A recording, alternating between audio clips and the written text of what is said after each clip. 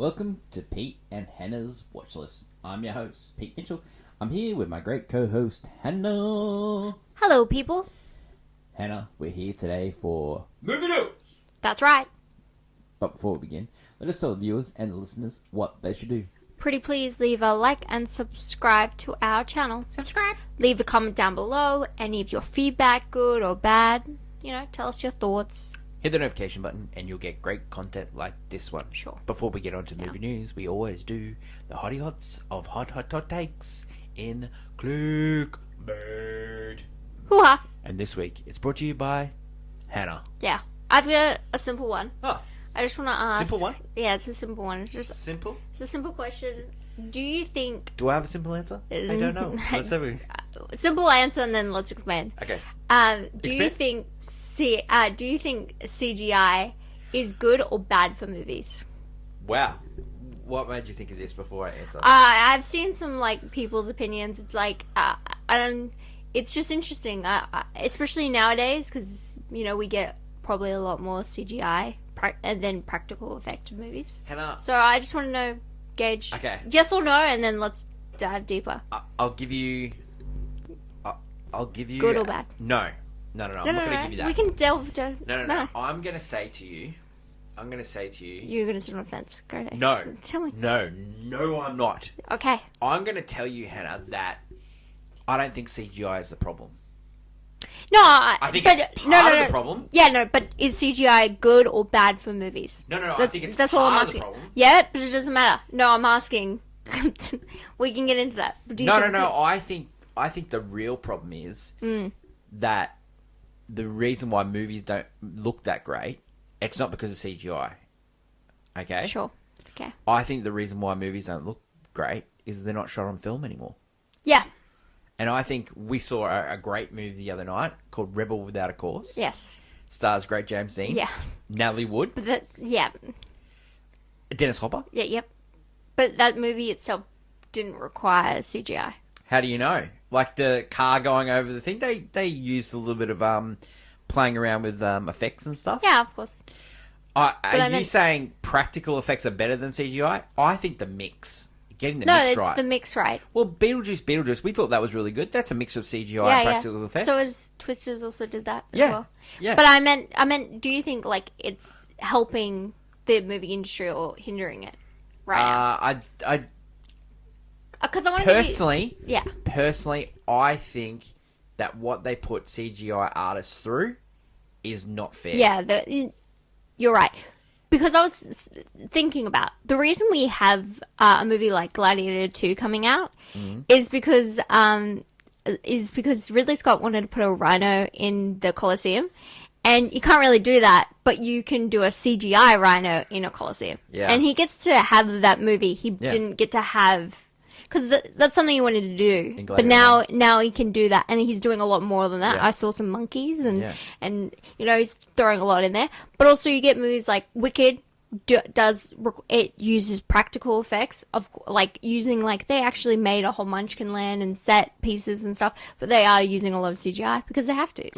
They're creating a fantasy world. Don't you think Wicked would look a whole lot better if it was shot on CinemaScope? Yes, it did. But that's it a different.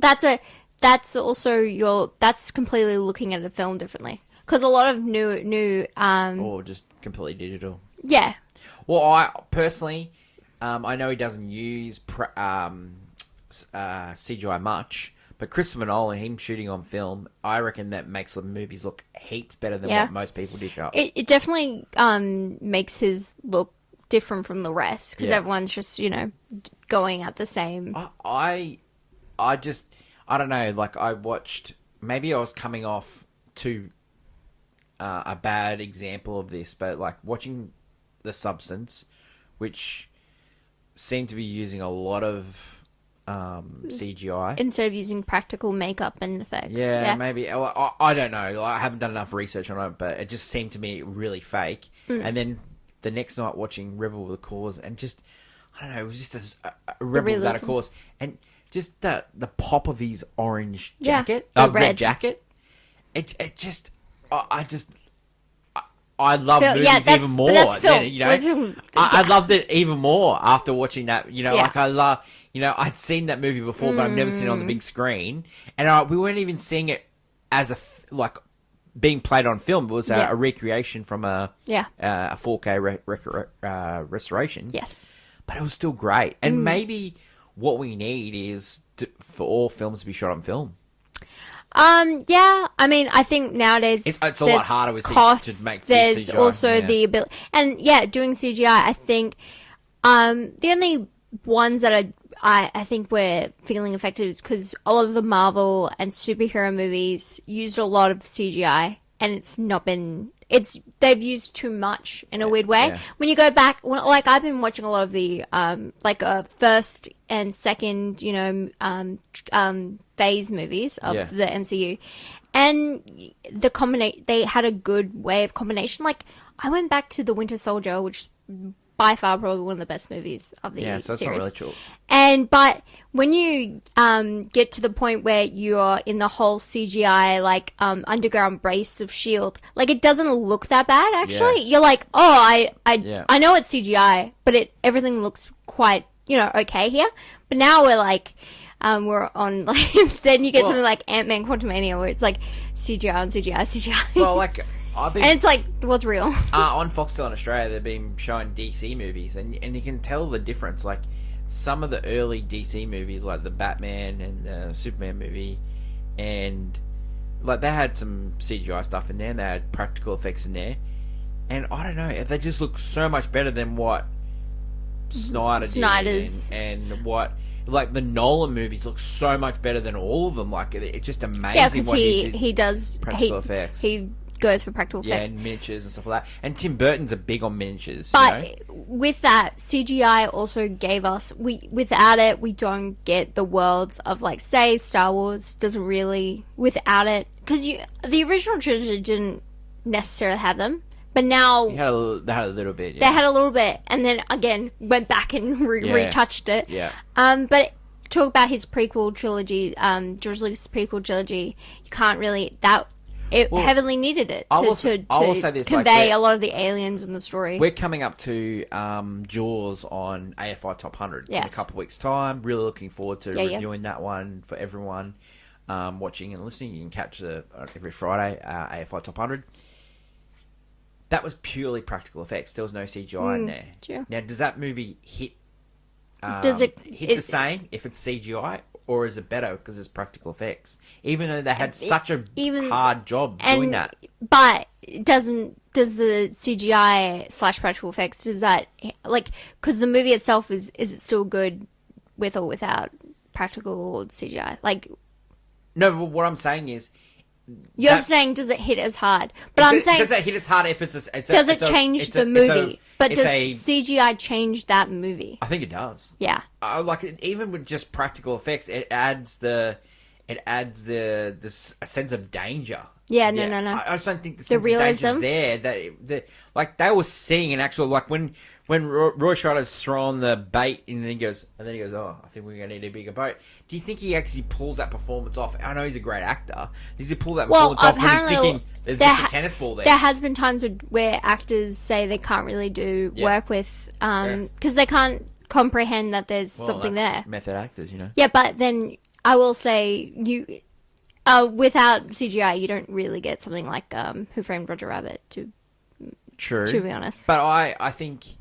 Who Framed Roger Rabbit, they can do the cut. They used a lot of cartoon. They used a lot of cartoon. So that's not really CGI. No, it's different editing techniques. Yeah, but and they shot that on film. They did. So I don't know, you're like CGI, whatever. But let's talk about film here. Hannah, watching that movie the other night and watching even The Fugitive last week. I think it's. The I fact think that we've the last become 2 weeks reliant on film and then editing and post, fixing it in post, Hollywood has become more reliant on fixing it. And they're fixing it with a computer other than... No, just fixing it in post. Because they used to fix it in post, but they actually just had to cut the film, glue it together to fix it. I know, yeah. And that is a skill. Editing was a skill. But, okay, let's not downplay what they do now. But in a sense it's different. Oh, it's different, but also it's just... I don't think there's the love. You're saying the love and craftsmanship of it all, because they're just editing scenes. I think you need some CGI, but I think there's a point where it's not as good. Yeah. I just think. What's your opinion? What do you think? You sound like you're coming on the side of CGI, but just good CGI. Yeah, I think we need. I think nowadays when we're trying to tell more like complex stories, like because we're getting into with things with aliens or fantasy or anything genre, like you do need to have CGI, but I think a healthy amount of practical effects need to play. Like the Lord of the Rings. Well, the movie you chose for the 79 championship belt holder, I don't think they have much CGI. No, but it could have been like like a lot of time it's retouched. Yeah. In later years, but no, because But also, I'd like to say a lot of those older films also relied on you not really seeing the monster / alien in a weird way. Yeah. Whereas nowadays, because we rely on seeing the monster, we need a lot of CGI to portray it. But the new one did have a person playing the weird long stick thing. But don't you think? I think movies that over rely on that do feel fake. Yeah, that's why I think that's why we've become a lot sickened by CGI. There's like it just looks too real sometimes. It's just hyper realism. That's something that's happening also in the gaming industry, where they're pushing that's why people don't like how real it looks, and then forgetting that the reason why certain games work and do better is actually because of the art style, not so much how realistic. Well, people are struggling with the new versions of like FIFA and NBA and Madden because it looks too real. Yeah, sometimes. Yeah. Yeah, like having that sort of like game sort of look. People enjoy a lot more. Yeah, I know. Yeah. Let us know what you think. Is CGI good or bad for the movie industry? Yeah, give us your opinions on that. And do you miss film? Do you miss film? Do you? Yeah. There's a cinema in Brisbane. If anyone lives in Brisbane, which is our local town, it's called the Angelica. They play old movies, and we're talking about some movies from the 50s and some movies from the 90s and 70s and 80s. They play a film once a week on a Tuesday. Mate, you should go see it. There was like 20 people in the movie last night. Actually, there was more people seeing Rebel Without a Cause than The Fugitive. And, I'm with you. With you. But I did like The Fugitive. So, just this week, not doing an ad here. It's not a paid ad. But they got Braveheart next week. So if you haven't seen Braveheart, goes 3 hours, but it's a pretty good movie. Big epic on a big screen. Won a Best Picture. So, it did. It did do that. Thanks, Hannah. Let's go over to my favourite segment, Hannah and Movie News. Back to movie news. This week, ever wonder what Francis Ford Coppola, who directed The Godfather, is doing now? Well, he made a movie. It's called Megalopolis, and it's the sci-fi epic drama of the year. It stars Adam Driver as he plays Caesar, an architect living in New Rome. He's basically given the tools and the power to reshape it in his own image, creating a new utopia of sorts. Could this movie be any actual good? We'll have to find out. The world is ending. You're in a horror movie. What's the one thing you know not to do? Be alone. Alright. So a mother and her 2 sons decide to tether themselves together with some rope, always, sticking together. However, one of them thinks, what if the evil thing isn't real? That rope gets severed, and eventually turns out they need to then fight for survival in this horror, suspenseful thriller of a movie. It's called Never Let Go, and it stars Halle Berry. That is the movie we'll be seeing this week. Leave a comment down below on what you're going to be seeing. And until next week, bye! Thanks, Anna. A couple of exciting movies right there. Speaking of something exciting, clickbait headlines. Headline number 1. Beetlejuice is still number 1 in the box office. That is true. Wow, crazy. Beat out Transformers 1. Yeah. It did. Continuing its dominance. It's good on you, Beetlejuice. And good on you, Tim Burton. You're back. Some movie news coming through, and Emerald Fennell is doing a remake of Wuthering Heights. Is this the same one you were thinking about? Yes, but this is not the Emma. I already knew about Emma Fennell doing it. It was who she cast, And she cast Margot Robbie and Jacob Elordi. Yeah, as Catherine and he Heathcliff. In the Bronte classic, Wuthering Heights. I don't know how I feel about this. I don't know at all. I don't know. A lot of art would argue also because Heathcliff's character is supposed to be a person of color, but I don't mind. I'll be interested to see if she does actually try and mess with the original storyline. It is definitely one of those. You seen Saltburn? Yeah. So I'm really excited if she does. It is weird. Margot Robbie wouldn't be the choice I would have picked for as well. She produced Saltburn. Yeah. So it's interesting. So they do have a working relationship. So, yeah, and they worked on Promising Young Women. Yeah. And she was on, and Emerald Fennell was in Barbie, and Margot Robbie was, And, so Margot Robbie is a weird choice for Catherine. Yeah. I just thought someone younger. That's her first choice of a movie coming off being pregnant. Wuthering Heights? Yeah.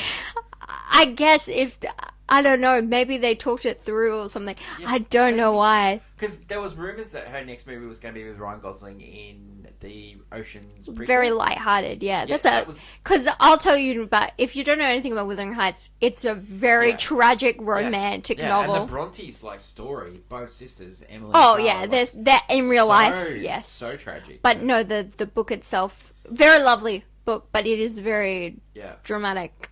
There was the movie that we saw a few years ago, Emily, and it's Emily, yes, which was about. Which was like a kind of a weird retelling of her life. Yeah, Emily Bronte. Yeah, that was really good. Any more headlines that you want to they released another trailer for Gladiator 2. I don't care. I'm gonna let you know something, ladies and gentlemen, viewers, listeners. I'm banning myself from watching trailers. Yep. They're ruining movies. Everyone keeps trying to slam the Thunderbolts trailer down my throat. I refuse to watch it. That also released. Thunderbolts asterisk, by the way, because it has a little asterisk. We don't know why. There's a sneak peek of actually who owns the Stark building. I don't want to know. I know. I don't want to know. I want to be surprised in the movie. I'm purposely going late to movies so I do not see a trailer. Well, if I'm in there, I'm staring at my phone so I cannot see what the trailer's going on. Movies are getting constantly wrecked by trailers. There's also so many endings I've picked because of the trailer. Oh, no, 100%. There was another trailer that made me go, oh, that's how that movie goes. Recently we also got Ryan Coogler's new movie with, returning with, Michael B. Jordan. Yeah, looks... Vampire movie? Is it? It looks... It's scary. It's a vampire movie. Yeah. It's a modern day vampire movie. Yeah, Sinners, I believe it's called. It looks good. I'm a bit scared. Do you also know, and I think this happened 10 days ago, but the script for Constantine 2 has been done, and it looks like it's going to make it. Yeah, I'll believe when I see a trailer or something. I'll believe it when I see it. You will not talk to me about the trailer. How many trailers do we need for Gladiator Part 2? It only has 2. Oh, there's a lot more than 2. No, you're just seeing the first, it shows... No, there's 2. There's a lot more than 2. There's 2. There's a lot more too. And you know what is another god-awful trailer? The Megalopolis trailer. And that goes into what we're seeing this week. Megalopolis, directed by the great Francis Ford Coppola, stars Adam Driver.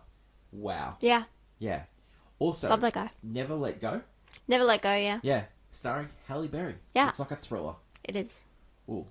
2 good movies for us to see. Seeing any other movies? No, I think that's it. That's it. Great times. Awesome. Catch up with our episode of What's Next yesterday. We reviewed 4 movies. Wild Robot was one of our favourite movies of the year. Transformers 1, Strange Darling, and Substance, which is god awful. Stick around for post-credit scene, and you will get Can You Guess the Movie? That's true. And tomorrow, it's AFI Top 100, 10-year revisited, and it is Gold Rush. Starring the great Charles Chaplin. That's right. That is my lovely co-host, Hannah. Thank you, everyone, for listening and watching. Long live cinema, and until we meet again, it's bye for now. Bye.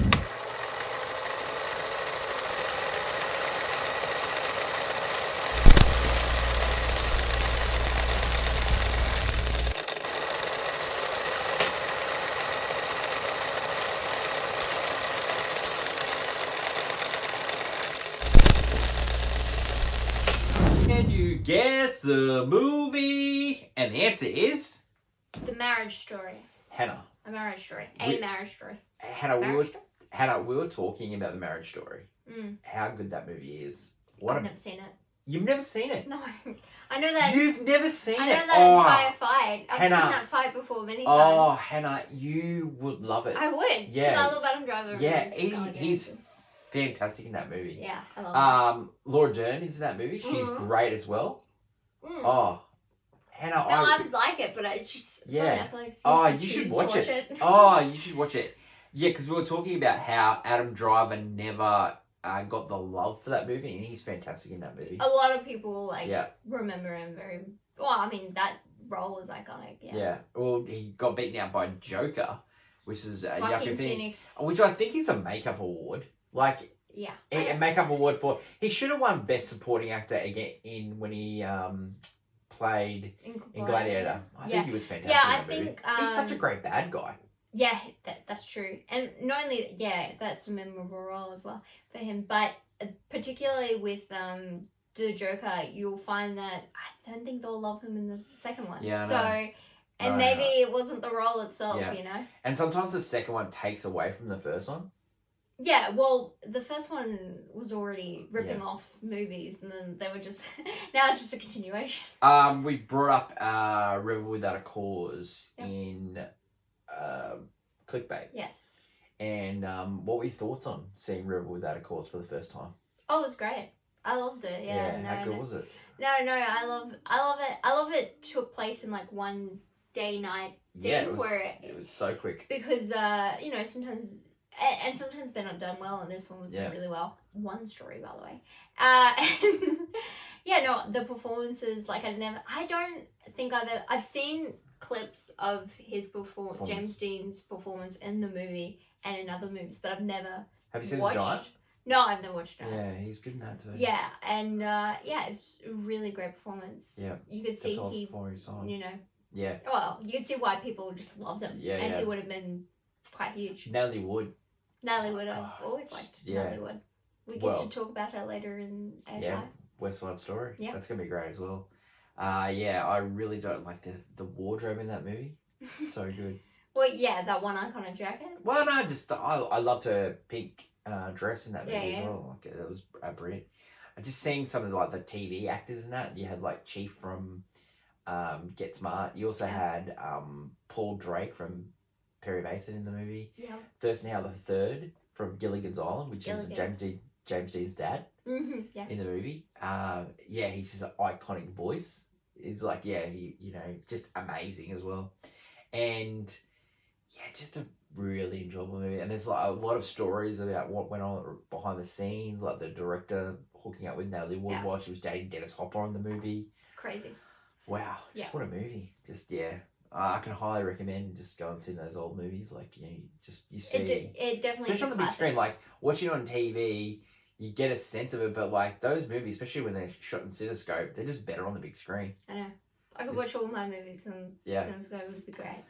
Oh, what a great post-credit scene. And if you haven't seen Marriage Story, Hannah, you should watch it.